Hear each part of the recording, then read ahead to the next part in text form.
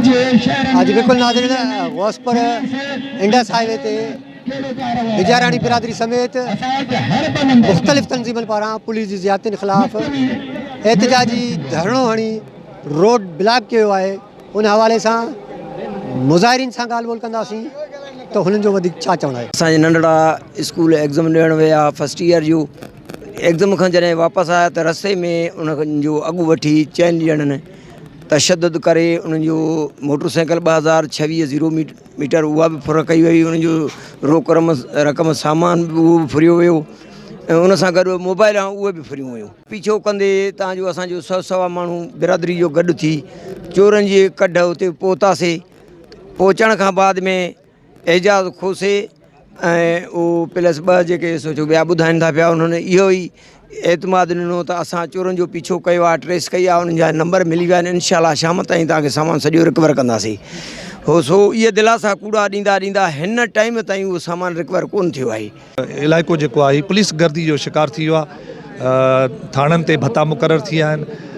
ग़रीब मिसकिन मुतवसित पोरियत तबिके जा माण्हू खणी करे उन्हनि खां तावान वसूल करनि था। पहिरियां धाड़ेल वठंदा हुआ, हाणे पुलिस थी वठे। तंहिं करे असां हिन समूरे निज़ाम जे ख़िलाफ़ु अॼु हिते धरणो हयो आहे। इहे रिकवरियूं ॾियो ऐं जेका पुलिस वर्दी में जेका गुंडागर्दी थिए थी इहा बंदि कयो। नाग जमाल पुलिस थाणे जे हद मां नौजवान शागिर्द बिजराणी कबीले सां वास्तो रखंदड़ उन नौजवान खे ज़ख़्मी करे उनजो हथु भॻो वियो ऐं उन खां मोटरसाइकिल 2026 मोबाइल ऐं रोक रक़म फुर करे फ़रार थी विया। सो हिन वक़्तु ताईं तंगवानी जे DSP ऐं जमाल पुलिस जे SHO SSP कश्मीर जेको ठला आसरा ॾींदो अचे पियो त अॼु सुबुह के किथां चवनि था त शाम ताईं रिकवर करे सुबुह ताईं रिकवर थिए। सो हिन वक़्तु ताईं उहा सामान रिकवर न थी आहे त हीअ गुज़िरियल 6 कलाकनि खां हीअ जेको एहतिजाजी धरणो जेको रोड गौसपुर इंडस हाईवे ते ब्लॉक लॻो पियो आहे।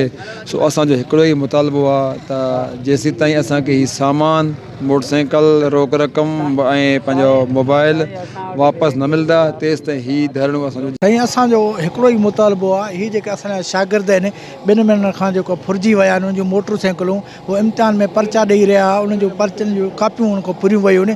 2 महीननि में अञा ताईं पुलिस कुझु बि न कयो आहे। असां SSP खां साहिब खां मुतालबो था कयूं, ख़ुदा हीअ असांजा जेके नौजवान शागिर्द स्कूल पढ़णु वञनि था, घटि में घटि तव्हांजा जेके वर्दी में माण्हू आहिनि उहे त हिननि खे बचकिन।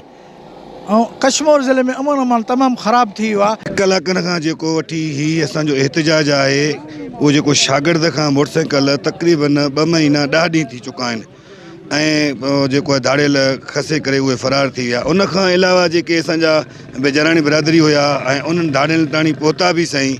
उनखां पोइ वरी जेको पुलिस जो हिकिड़ो किरदारु आहे असांखे उन खे त मां सम्झां थो अफ़सोस चवणो थो पवे ऐं पुलिस बि उते पहुतो ऐं असांजे बिरादरी जेके बिजराणी बिरादरी जा माण्हू आहिनि जेके उन्हनि खे धकु लॻल हुया उन्हनि खे वापसि कराए उन्हनि खे इहो ई मुतालबो कयो अथनि त ख़ुदा तव्हां मोटी वञो, तव्हांजो जेको फुर थियल मोटरसाइकिल आहे ऐं जेके मोबाइल आहिनि उहे तव्हांखे रिकवर कराए शाम ताईं ॾींदासीं। उन जे बावजूद बि 2 महीना थी चुका आहिनि। हाणे SP जहिड़ो रैंक जहिड़ो माण्हू वेही करे कूड़ हाणे त तव्हांजो सामान अॼु या सुभाणे जेको आहे मिले थो, उन जे बावजूद बि जेको आहे असांखे सामान न मिलियो आहे। कैमरा टीम सां गॾु शेर ज़मान बिजराणी, मेहरान TV न्यूज़ गौसपुर।